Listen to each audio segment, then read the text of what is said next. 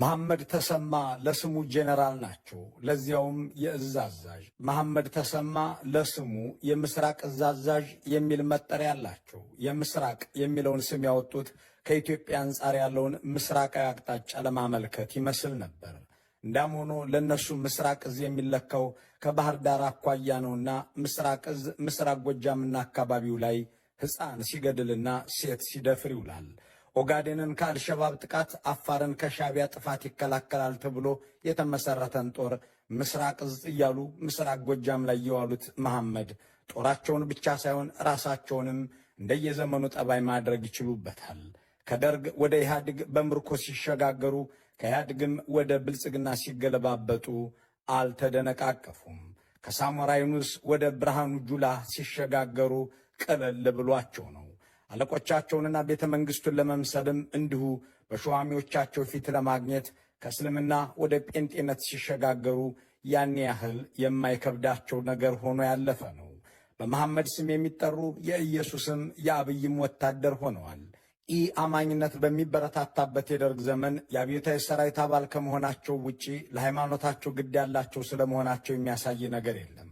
ሃይማኖት የግል ነው፣ አገር የጋራ ነው በሚባልበት የኢህአዴግ ዘመን መሐመድ ተሰማ ሙስሊም ነበሩ። መከናወን ሆኖልናል፣ ጸጋ ተገልጦልናል የሚሉት የብልጽግና ወንጌላውያን ስልጣን ሲይዙ ደግሞ እኔስ ጌታዬ ኢየሱስ ነው ብለው ገዢዎችን መሰሉ።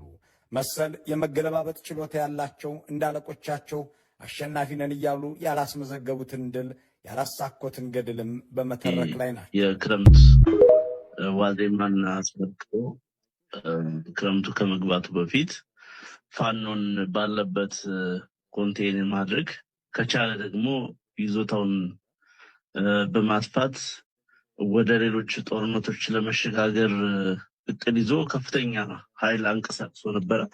ይህን ኃይል ከማንቀሳቀሱ አስቀድሞ የኢንስፔክሽን ስራ ሲሰራን የቆየው እነ ጀነራል አለምሸት ደግፌን ጨምሮ ሲኒየር የሚባሉት ጀነራሎች ያሉበት ቡድን ተቋቁሞ በሁሉም የአማራ ክልል አካባቢ በመዘዋወር የአገዛዙን የሰራዊት ቁመና፣ የስነ ልቦና ሁኔታ፣ የውጊያ አቅም፣ የውጊያ የመፈጸም አቅማቸውና በአጠቃላይ ጦርነቱን የመገምገም ስራ ከሰሩ በኋላ ከዛ መልስ እንግዲህ የተወሰነ ስልጠናና ኦሪንቴሽን ሰጠው ነው በሙሉ አቅማቸው መንቀሳቀስ የጀመሩት። በዚህ የሰኔው ዘመቻ አቅደውት የነበረው ነገር ሙሉ በሙሉ በሚባል ደረጃ ከሽፏል። ዛሬ እኔ እናንተ እየተነጋገርን ያለነው ኦልሞስት ወደ ሐምሌ አጋማሽ እየተጠጋ ነው ያለው። በዚህ ሂደት ውስጥ ከፍተኛ ኪሳራ ነው ያስተናገዱት። ፋኖን ከተራራ አወርዳለሁ ብሎ የመጣው የብልጽግና ኃይል ያው እሱ ወደ ጥልቁ ነው የወረደው። የተለመደ ነው ይሄ ነገር ላለፉት 3 ዓመታት። አንዳንዴ ለ30 ቀናት የሚወጡ እቅዶች አሉ፣ አንዳንዴ ለ3 ወራት የሚወጡ የዘመቻ እቅዶች አሉ። ሁሉም እቅዶች ከሽፈዋል። እውነት ለመናገር የጠላት ሰራዊት በተለይ ገኘው ውጊያ የማድረግ የማሸነፍ ስነልቦና የተላበሰ አይደለም። በተደጋጋሚ በየቦታው በተደረጉ በተለይ ጥዝጠዛ በምትለው የውጊያ ስልት በደረሰበት ኪሳራ ከፍተኛ ሰብአዊና ቁሳዊ ኪሳራ አስተናግዷል። ከዛ ለመውጣት የሚችል አይደለም። ሙሉ በሙሉ የቴክኖሎጂ ጥገኛ ነው የሆነው። በጣም ለተራ በመቶዎች የሚቆጠሩ አንዳንዴ ከዛም በታች ያለ የወገን ኃይል በተሰለፈባቸው ውጊያዎች ቢኤም ሮኬቶችን፣ መድፎችን እና ከባድ መሳሪያዎችን በመጠቀም አካባቢውን በመደብደብ ካልሆነ በስተቀር አንድ ሸማቂ ጋር ውጊያ በሚያደርጉ የአነስተኛ ቁጥር ያለው ኃይል ጋር ውጊያ በሚያደርግ ስነልቦና አይደለም እየተንቀሳቀሰ ያለው። ያ እንግዲህ ተመልካቾች የጥዝጠዛ የውጊያ ስልት በመጠቀም የአገዛዙ የሰኔ ዘመቻ ከሽፏል ነው። ከተራሮች ላይ እናወርዳቸዋለን ብሎ ነገሩ ግን ከድርጅቱ አቅም በላይ የሆነ የመጣ ይመስላልና ከፍ ያለ ነገር ነው እየተፈጠረ ያለው ችግሩ ላይ ማለት ነው። አሁንም የወጣ መግለጫ አለ ከአንደኛው ክፍል ማለት ነው። እንግዲህ ይሄ ችግር የተፈጠረው እኛ ሰምተናል። ከቀናት በፊት ነው የሰማነው ይሄን ችግር። ቀደም ሲል በህዝብ ግንኙነት በኩል ሲያገለግል የነበረው አርበኛ ማርሸት ፀሐይ በነ ዝናቡ በኩል ታግቷል የሚል መረጃ ነበር የወጣው። ነገር ግን ነገሩንም ለማረጋገጥ ሁለት የሆነ ችግር መፈጠሩን ሰምተን ስለነበረ አይ በዲሞክራሲያዊ መንገድ በድርጅት ትግል አድርገው በውስጥ ይፈቱታል፣ ስለዚህ ይህን ነገር እንደ ዜናም እንደ መረጃ ማውጣቱ ተገቢ አይደለም በሚል ነው 4-5 ቀን በዝምታ የቆየ ነው። አሁን ግን የወጣው መግለጫ በርካቶች ያወጡት ስለሆነ በጣም አሳሳቢ ደረጃ ላይ ስለደረሰ እውነታውን መንገር ያለብን ይመስለኛል። 102ኛ ኮር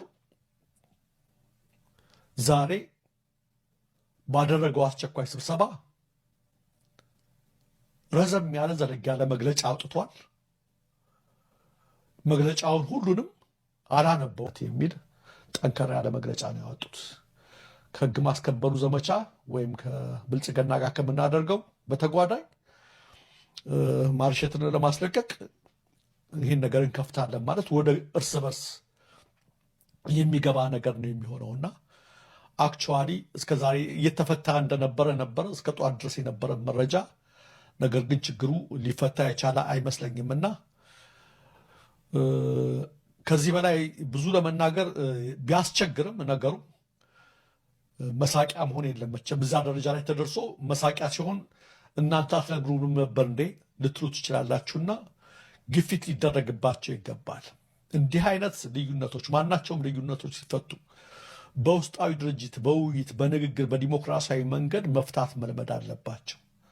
ለዚህ ነው 4-5 ቀን እኛም ዝም ያልነው የራሳቸው ጉዳይ ነው የሚል ነገር ግን በዲሞክራሲያዊ መንገድ መፍታት ተስኗቸው እንደዚህ አይነት መግለጫ እስከ ማውጣትና ወደ እርስ በርስ ነገር እንገባለን ሲሉ እኛም ጫና እናደርግባቸዋለን። ማንም ያለ ህዝብ ምንም ሊያደርግ አይችልም። የፈለገውን ነገር ኃይል ቢኖረው ምን ቢኖረው። ስለዚህ በተለይ ደግሞ እንደዚህ ለትግሉ ከፍተኛ መስዋዕትነት ከፍለዋል የሚባሉ ኃይሎች ላይ ችግር እንኳ ፈጥሮ ቢሆን እንሰማለን። አንዳንድ ችግሮች እንዳሉ በተቻለ መጠን በራሳችሁ መንገድና በዲሞክራሲያዊ መንገድ ነው መፈታት ያለበት። ከዲሞክራሲያዊ መንገድ ያለው ውጭ ለማንም አይበጅም። ይህንንም አገዛዝ ህዝቡ እየታገለ ያለው እናንተ እየታገለ ያላችሁት ልዩነትን በኃይል ጨፈልቃለሁ ብሎ በመነሳቱ ነው። ስለዚህ ጥንቃቄ ማድረጉ የእርምት እርምጃ መውሰዱ መልካም ሆኖ ሳለ ነገሮችን በኃይል ወስዳለሁ የሚለው ነገር እጅግ አደገኛ ነው፣ በጣም አደገኛ ነው። የወጣው መግለጫ እርስ በርስ ነው እንደምትመለከቱት የወጣው መግለጫ። ስለዚህ ይህ ጉዳይ የሚመለከታችሁ አመራሮች ኢቭን ከነ ዘመነ ጀምሮ ከነ አስረስ ጀምሮ ነገሮች ከመበላሸታቸው በፊት እንዲህ አይነት ችግሮችን ባላችሁ ኃላፊነት ተጠቅማችሁ በቶሎ በቀናት ውስጥ በአጭር ጊዜ ውስጥ ቶሎ ፈታችሁ የጀመራችሁትን ጉዞ እንድትቀጥሉ አሁንም አደራ እንላለን። አለበለዚያ ደግሞ ከዚህም ከፍ ያለ ነገር ጥፋት የሚጠፋና የማይሆን ከሆነ እየገሰጽን መቀጠላችን ይቀጥላል። ስለዚህ ይህ ነገር ይስተካከል። ሁሌም እንዲህ አይነት ነገር ሲፈጠር የሞቱ ጓዶቻችሁን፣ የተገደለውን የአማራ ህዝብ፣ የተሰቃየውን የአማራ ህዝብ፣ የተፈናቀለውን፣ የፈረሰውን፣ የወደመውን እሱ ሁሉ እያሰባችሁ ተነጋገሩ የሚለውን መልእክት ለማሳሰብ እንወዳለን። ከዚህ